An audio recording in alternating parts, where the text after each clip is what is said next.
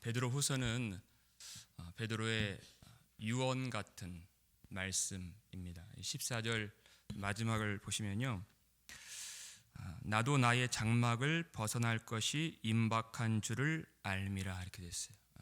장막을 벗어날 줄을 안다.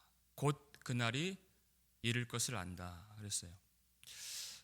이 편지를 썼을 때가 AD 64년 경인데, 네로 황제 시대 때 기독교를 향한 심한 박해가 불일 듯 일어났던 그때 당시에 베드로가 자신이 이제 이 세상을 떠나고 육신의 장막을 벗을 날이 곧 왔구나 하는 것을 알았다는 것입니다.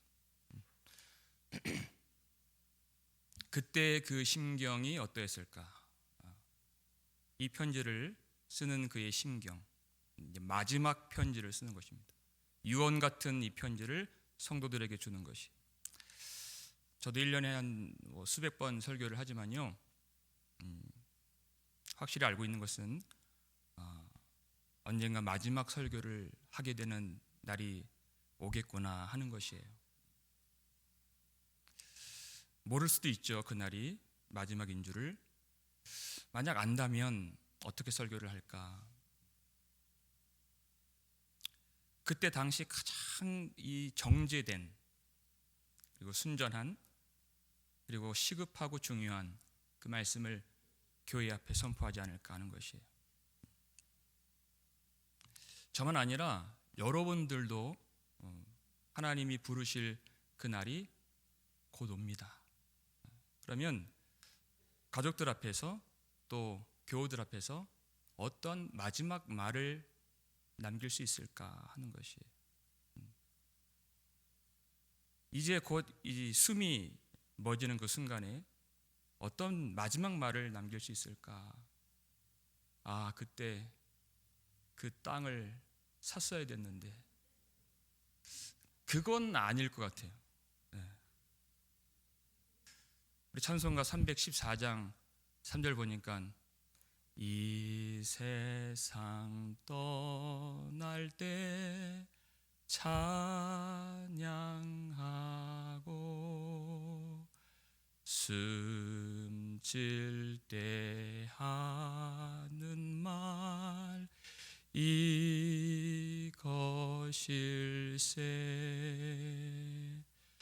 다만 내 비는 말 내 구주 예수를 더욱 사랑, 더욱 사랑.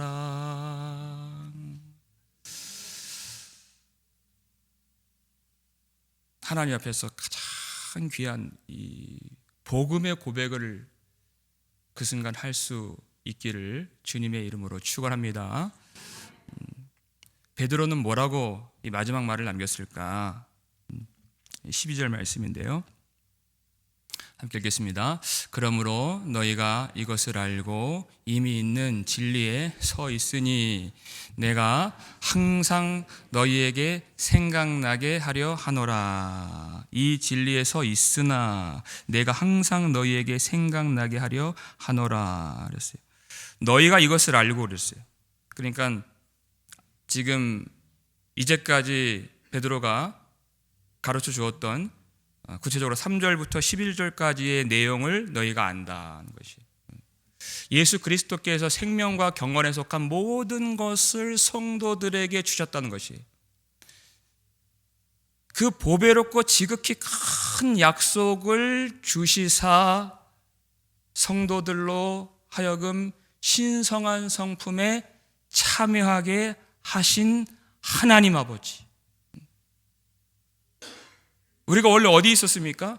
완전한 비참 안에 있었고 영원한 죽음 안에 있었던 우리를 건져서 하나님의 신성한 성품에 들어가게 하시려고, 하나님의 사랑 안에 들어가게 하시려고, 예수 생명 안에 들어가게 하시려고 성령으로 거듭나게 하신 하나님 아버지의 은혜를 받은 것이, 그 증거가 무엇입니까? 예수 그리스도를 더욱더 본받게 되는 것이, 너희의 믿음의 덕의 지식의 절제를, 절제 인내를, 인내의 경건의 형제 우애를, 형제 우애의 사랑을 더하라 하는 것이, 이와 같은 성령께서 주시는 이 성품들이, 덕성들이 풍성하게 된다면 아무 때나 성도들은 이제 넘어지지 아니할 것이며 우리 구주 예수 그리스도 그 영광 나라에 들어감을 넉넉하게 주시리라 그랬어요. 이런 성령의 열매들이 풍성하게 나타날 때, 이 복음의 진리를 성도들이 받았고 그 진리 안에 너희가 서 있다 이랬어요. 서 있다. 얼마나 놀라운 일입니까? 복음의 진리 안에 서 있다는 것이에요, 이들이. 너무나도 감사한 일이죠.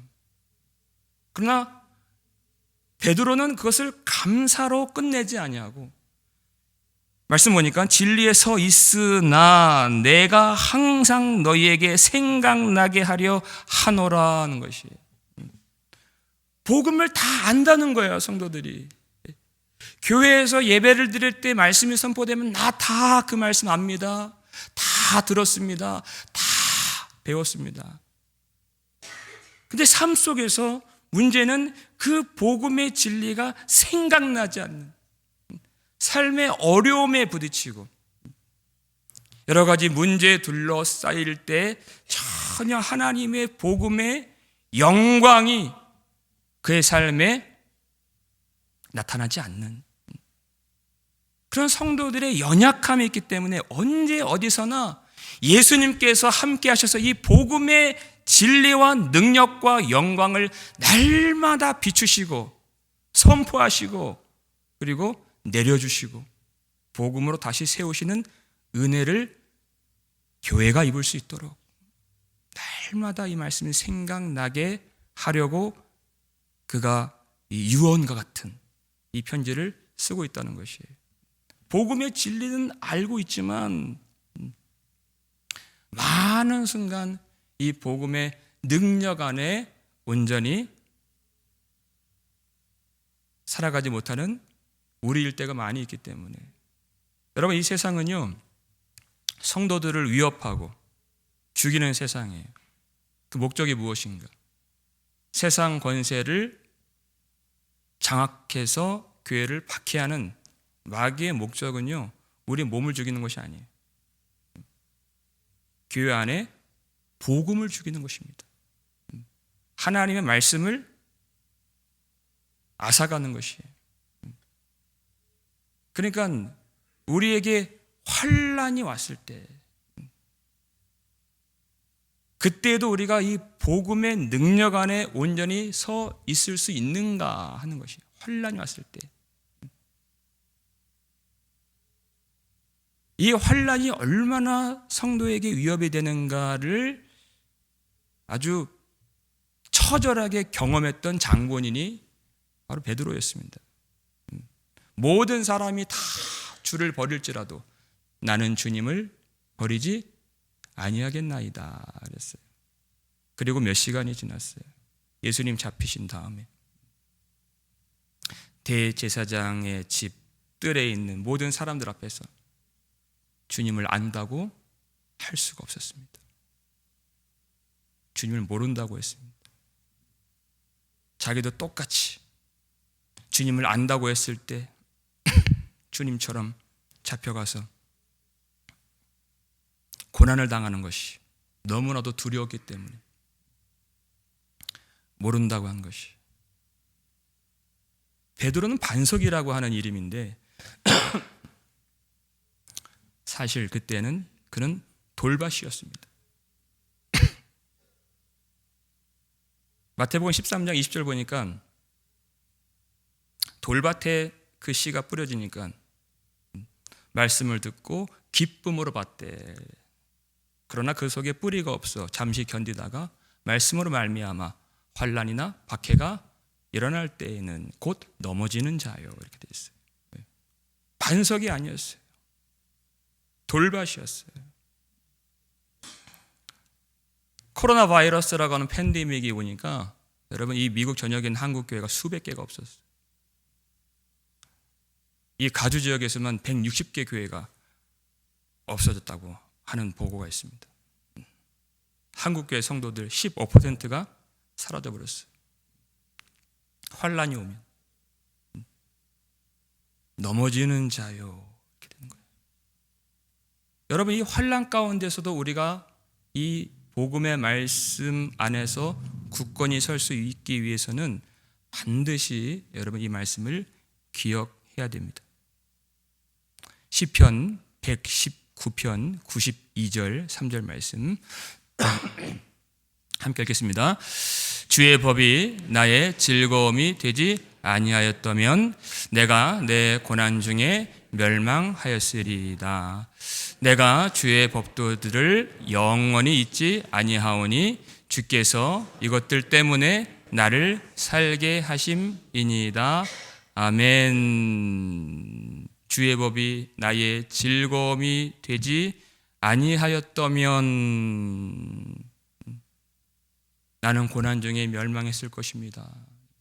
그러니까 이 고난 속에서 환난 가운데서 굳건하게 믿음을 지킬 수 있었던 놀라운 비결은 여기 나오잖아요.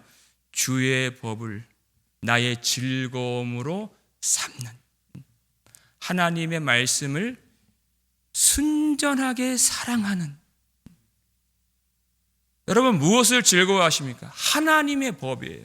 하나님의 말씀을 나의 기쁨, 나의 만족, 나의 즐거움으로 삼는 것이 얼마나 강력한 삶의 능력이 되는 것인가.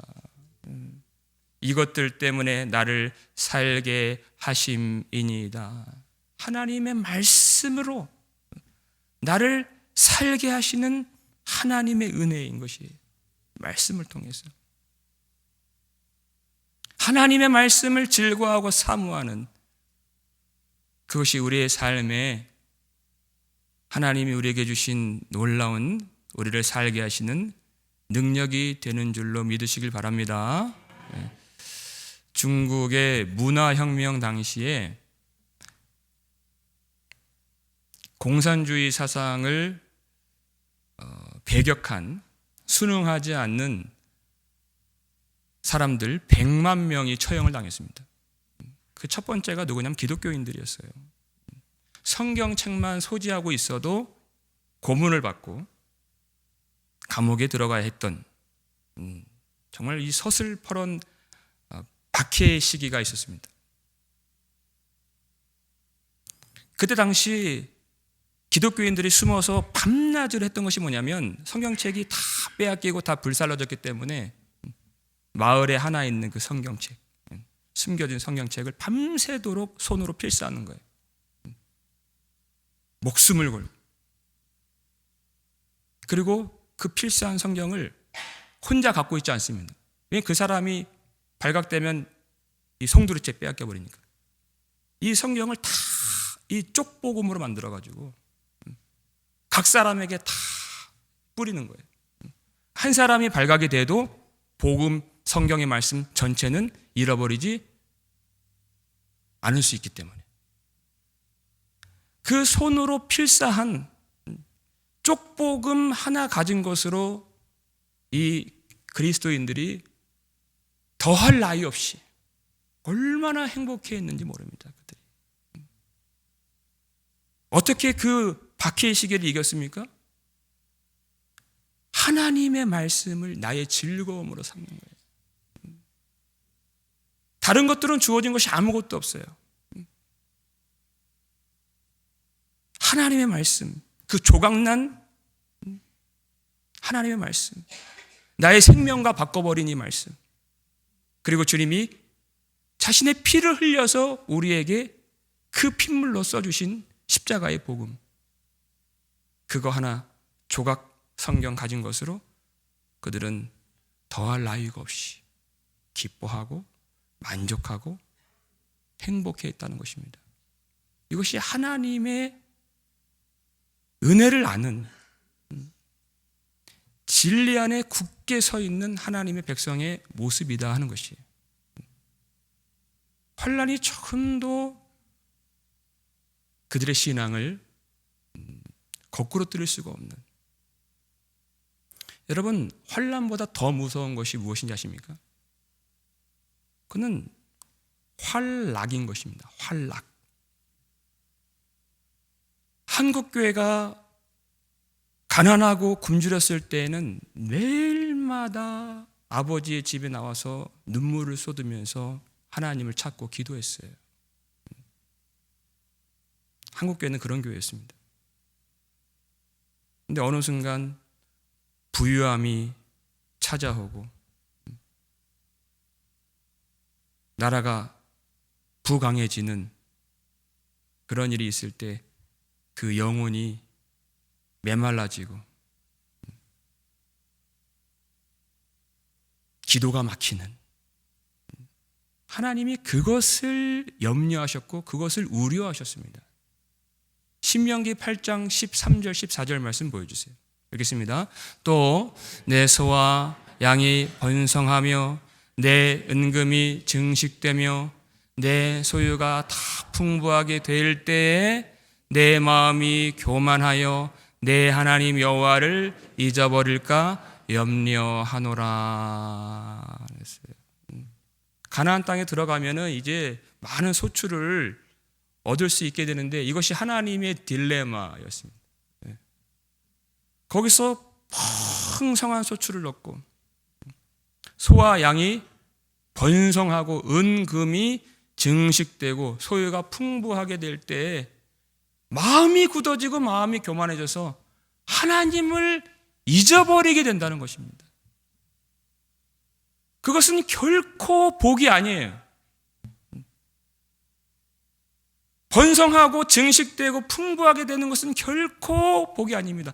좋은 것 같지만 하나님을 멀어지게 하고 하나님을 잊어버리게 만드는 것은 결과적으로 절대 복이 될 수가 없는 것입니다.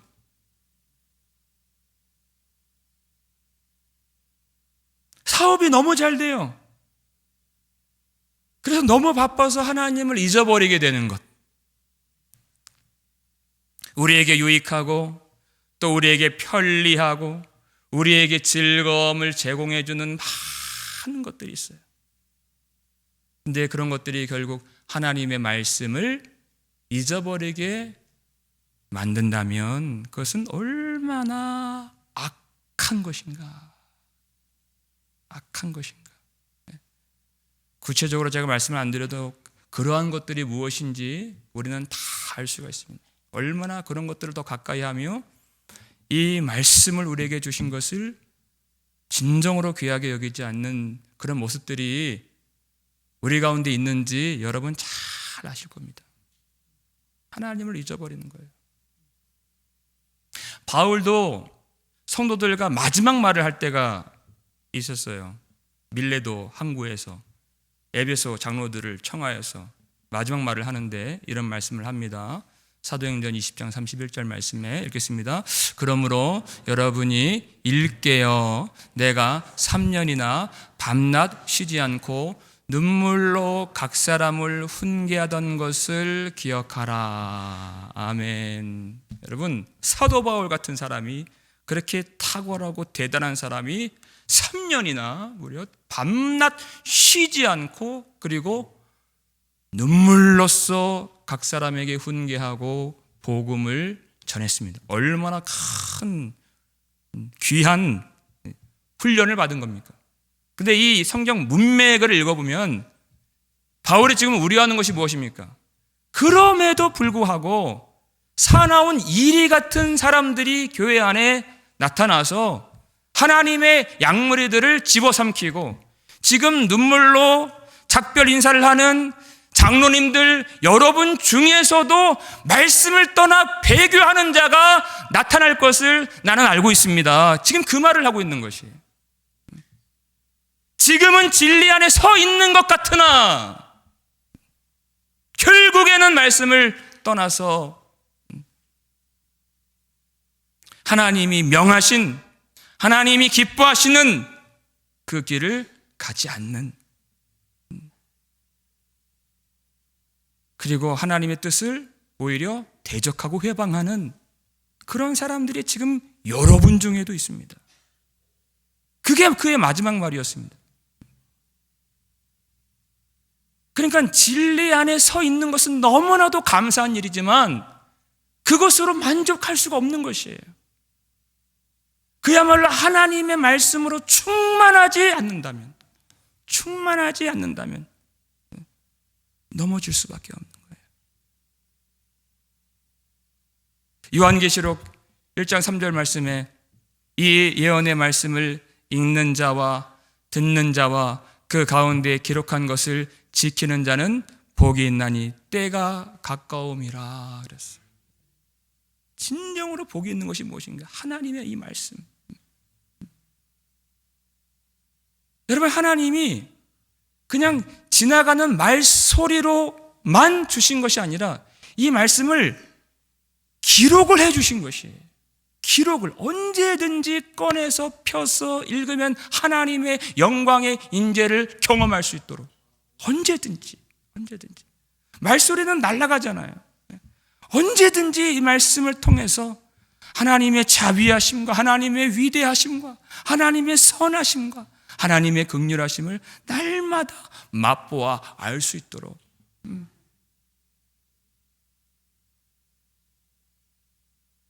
이 말씀이 충만해야 돼요. 우리의 삶이란 날마다 전쟁이고 날마다 싸움이에요. 하나님이 가라 하시는 길이 있는데 우리 육신의 소욕이 있어요. 항상 그것이 부딪혀요. 오늘 하루만 해도 수도 없이 부딪혔어요. 순종의 길이 있고 정욕의 길이 있어요. 근데 하나님의 말씀으로 충만하지 아니하면 하나님이 명하신 그 길을 온전히 우리가 순종으로 나아갈 수가 없다는 것입니다.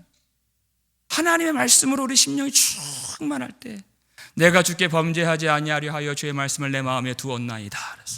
하나님의 말씀으로 충만할 때 정욕과 탐심 그것들을 내어버리고 주님께서 기뻐하시고 나를 오라 하시는 그 길로 나아갈 수 있는 그 힘이 말씀을 통해서 우리에게 주어진다는 것을 믿으시길 바랍니다. 이 말씀이 희미하면 하나님의 말씀을 순종하는 것이 두렵고 나에게 손해같이 여겨질 때가 너무나도 많이 있어요. 너무 두려워요. 하나님의 약속이 내 마음에서 너무나도 흐릿해졌기 때문에 하나님의 너무나도 이 선명하고 분명한 복음의 약속들을 온전하게 마음에 가득 채우지 못했기 때문에 우리의 마음의 말씀으로 충만해진다면 그것이 손해가 아니라 말씀으로 순종하는 것이 생명이며 우리에게 위로가 되며 영광이 되는 줄로 믿게 되는 것입니다. 하나님의 사람,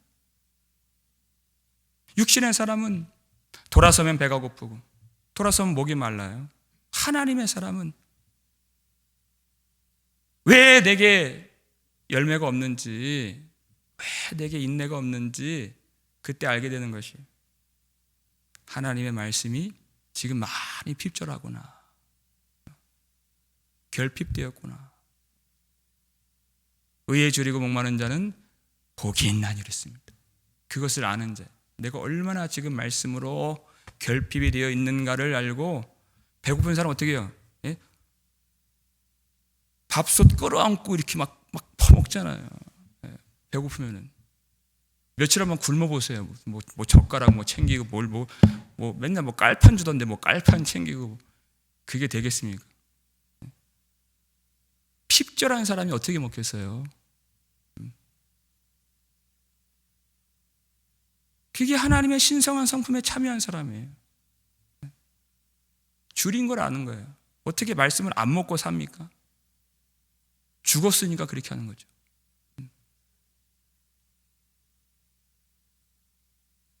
무엇이 능력인가? 우리 로마서 16장 마지막 2절 말씀입니다. 읽겠습니다. 이 복음으로 너희를 능히 견고하게 하실 지혜로우신 하나님께 예수 그리스도로 말미암아 영광이 세세 무궁하도록 있을지어다. 아멘. 아멘. 하나님이 무엇으로 이 교회를, 무엇으로 이 성도들을 견고하게 세우시는가? 무엇을 주신 것이 복이며 무엇을 얻는 것이 위로며 무엇이 그 속에 충만한 것이, 그것이 축복인가? 이 복음으로 그랬어요. 복음으로 너희를 능히 견고하게 하실 지혜로우신 하나님께. 복음을 안다고 하면서도 많은 순간 많은 교인들이 복음을 읽고 복음을 듣고 복음을 지키고 복음을 사는 것을 그렇게 중요하게 시급하게 여기지 않는 모습을 많이 볼 때가 있습니다. 복음, 여러분, 교회는 복음으로 세워진 교회인 것입니다. 교회에게 있어 가장 중요한 일은 복음을 세우는 것이에요. 왜냐하면 하나님이 복음으로 성도들을 능히 견고하게 세우시는 지혜로우신 하나님이시기 때문에, 말씀으로 세우신 하나님. 그러니까 베드로가 이 마지막 순간에 그 일을 하겠다는 것입니다. 마지막까지, 숨질 때까지. 13절 말씀인데요, 읽겠습니다. 내가 이 장막에 있을 동안에 너희를 일깨워 생각나게 함이 옳은 줄로 여기노니. 아멘. 내가 이 장막에 있을 동안에, 그래서 너희를 일깨워 생각나게 함이 옳은 줄로 여기노니. 계속해서 생각나게 한다, 생각나게 하려 하노라. 계속해서 이 땅에 살아있는 동안을 장막에 있을 동안에 이렇게 얘기했어요. 장막에 있을 동안. 이런 장막이 뭔가요? 텐트를 말하죠. 텐트는 이 건물 집에 비해서는 아주 초라하고 연약한, 약한 장막이죠. 우리 몸이 그렇다는 것입니다. 조금만 무리를 해도 병이 나는 몸이에요. 그리고 점점점 늙어가는 몸이죠. 이게 장막이에요. 여러분, 텐트를 치고 있는데 비가 오고 바람이 불면 어떻게 되겠습니까? 날아가는 거예요. 오래 버티지 못하는 게 장막입니다. 우리가 이 땅 사는 것이 장막을 잠깐 입고 있는 나그네 같은 삶인 것입니다. 베드로는 그것을 알았어요. 자기의 죽음이 임박한 것을 알았습니다. 그러니까 어떻게 돼요? 이것도 하고 저것도 하고 여기에 신경 쓰고 저것도 신경 쓰고 할 수 있는 힘이 없는 거예요. 그리고 여유가 없는 것입니다. 오로지 한 가지. 하나님의 백성들을 일깨워서 하나님이 우리에게 주신 이 영광스러운 복음을 날마다 생각나게 하려고 마지막까지 힘을 다해서 어떻게 하면 한 번이라도 말씀을 전해서 하나님의 사랑을 알게 할 수 있을까? 어떻게 하면 한 줄이라도 이 복음의 편지를 써서 예수 십자가 복음이 그들의 삶 속에 능력으로 한 줄이라도 나타날 수 있게 할 수 있을까 하는 그 마음으로 한 거예요. 성도들을 일깨우기 위해서. 여러분, 그런 의미에서 저는 이 금요 예배가 참 중요한 예배라고 생각이 들어요. 주일은 우리가 주일 성수를 중요하다고 우리가 인식하고 있기 때문에 다 오세요. 주일 예배는 아주 중요한 예배죠. 그러나 이런 평일 예배, 특별히 이 금요 예배 같아요. 물론 이제 새벽 예배에 오신 분들에게는 새벽 예배라고 말씀을 드리지만, 뭐 오늘 금요일이니까 금요 예배 아주 소중한 예배예요. 금요 예배. 네. 왜냐하면 우리가 복음을 듣잖아요, 주일마다. 근데 우리 마음속에서 복음이 희미해질 때쯤 다시 하나님이 우리를 불러 모아 주셨어요. 하나님, 우리 이 장막 같은 연약한 우리의 모습을 아시거든요. 그 말씀으로 살아난다는 것을 하나님이 아시기 때문에 우리를 일깨워 주시기 위한 예배가 바로 이 예배인 것입니다. 일깨워 주시는 거예요. 정말 복음을 받은 사람이 누구인가? 받은 사람이 누구인가? 어떤 사람은 내가 복음을 듣고 알았다고 해서 복음을 이제 물리치는 사람이 있어요. 그런 사람이 어디 나오냐? 사도 바울이 사도행전 17장 보니까 21절에 아테네에 들어갔어요. 그 사람들 딱 보고 하는 말이 뭐예요? 이 사람들은 가장 새로운 것을 말하고 듣는 것 외에는 달리 시간을 쓰지 않음이더라. 이렇게 했어요. 새로운 것만 접하고 새로운 것만 말하고 온통 거기에 시간을 다 쏟아붓는 사람들이. 예수 복음, 그거 일전에 다 들었습니다. 우리 다 압니다. 뭐 새로운 거 없습니까? 그게 아덴 사람들이에요. 여러분, 이 시대 교회가 아덴 사람들 같은 모습일 때가 많이 있는 것 같아요. 뭐 자꾸만 새로운 것들을 추구하고 신선한 메시지를 요구하는. 여러분, 정말 복음을 받은 사람들이 누구일까? 복음을 진짜 받은 사람들은 이 복음의 말씀을 받을 때마다 새로운 성령의 역사를 경험하는 사람들이에요. 그 복음, 전에도 읽었는데, 전에도 들었는데, 근데 그 말씀 속에서 하나님의 무한하신 그 사랑을, 저번에는 이쪽 국면을 접했는데 이번에는 또 이런 면을 접하게 되고, 도무지 헤아릴 수도 없고 도무지 내가 더듬을 수 없는, 감지할 수 없는 놀라운 하나님의 사랑, 예수 그리스도의 은혜를 접하게 되는 것이에요. 그러니까 찬송가 205장, 나 항상 듣던 말씀, 나 항상 듣던 말씀, 주 예수 크신 사랑 또 들려주시오.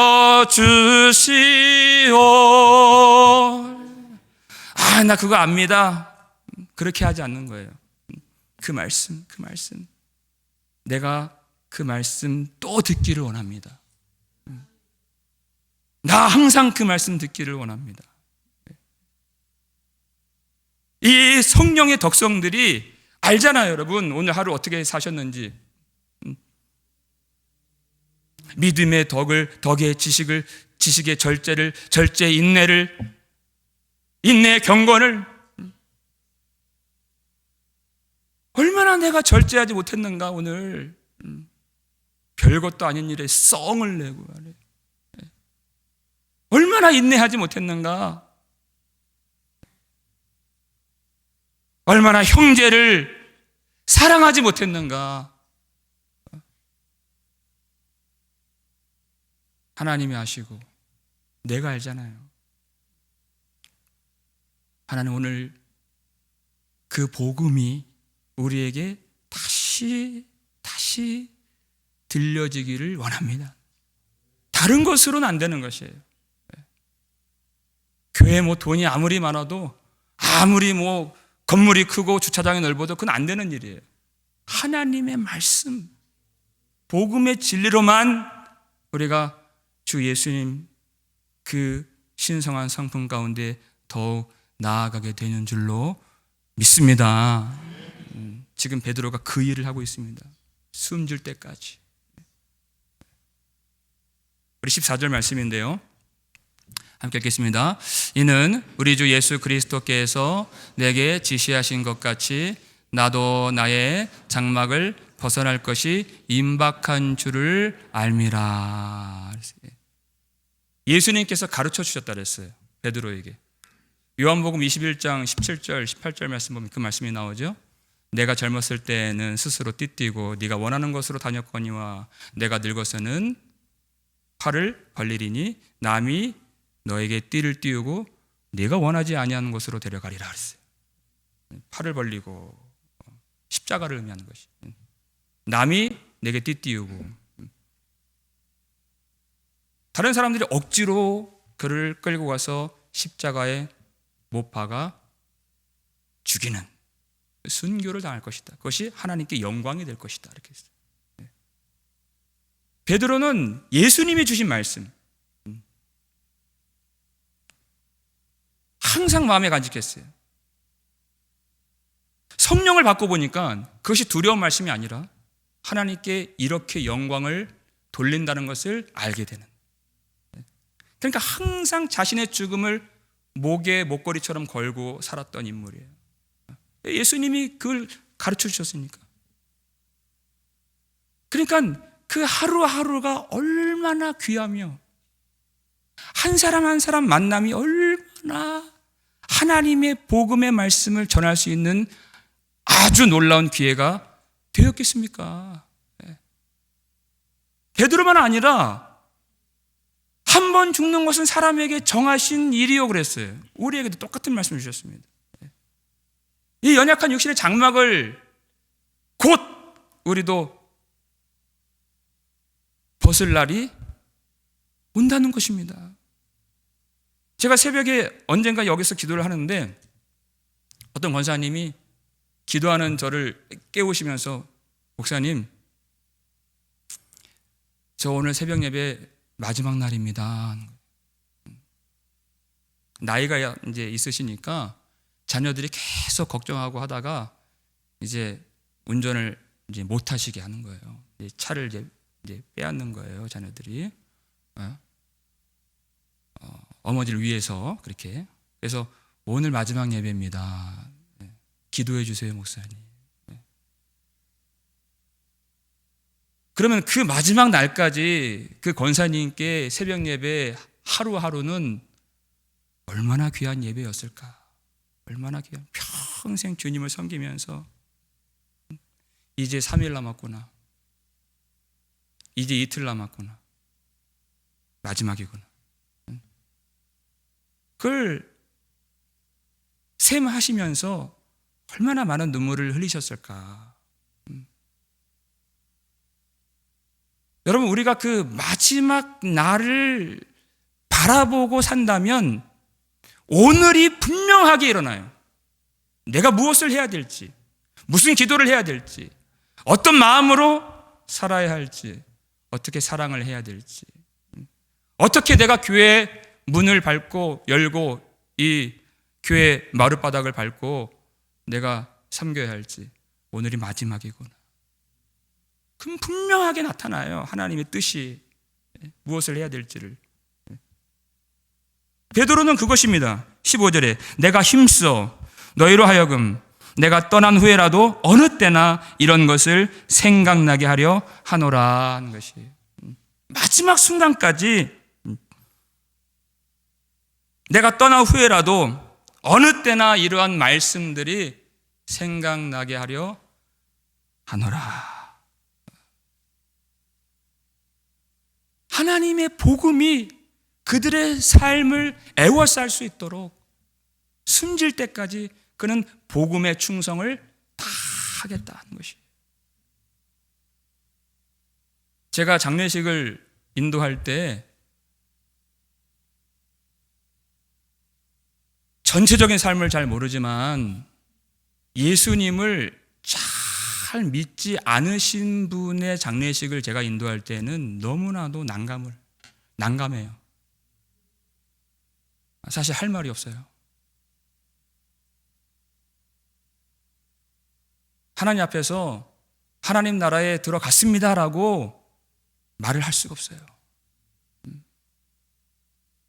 그런데 누가 보더라도 정말 주님 앞에 진실한 믿음으로 사시다가 그리고 소천하신 분 장례를 인도할 때는 너무 행복해요. 알기 때문에, 확실하기 때문에, 확실한 마음이 있기 때문에. 여러분, 우리의 장막을 벗는 그 장래조차도 많은 사람들에게 이와 같이 하나님을 더 바라보게 하는, 하나님을 생각나게 하는 그런 우리의 삶이 될 수 있기를 주의 이름으로 축원합니다. 우리의 지금의 삶이 누군가 저와 여러분의 삶을 떠올렸을 때 그때 그 마음이, 굳어진 마음이 녹아져서 하나님의 은혜를 한 번 더 생각나게 할 수 있는, 지금 우리의 눈물이 되고 우리의 헌신이 되고 우리의 믿음이 되고 우리의 걸음이 될 수 있기를 주님의 이름으로 축원합니다. 그래서 우리 마지막까지 우리에게는 할 일이 있다는 것을 기억하시고, 성도들이, 교회가 복음 안에 굳건히 서서 하나님을 바라볼 수 있도록 우리가 마지막 순간까지 힘써서 복음에 충성하여 주님이 우리를 부르실 그날에 영광 중에 서신 주님 앞에서 저 여러분 모두가 상을 받을 수 있는, 아버지께 칭찬을 받을 수 있는 그런 복된 은혜가 있기를 주님의 이름으로 축원합니다.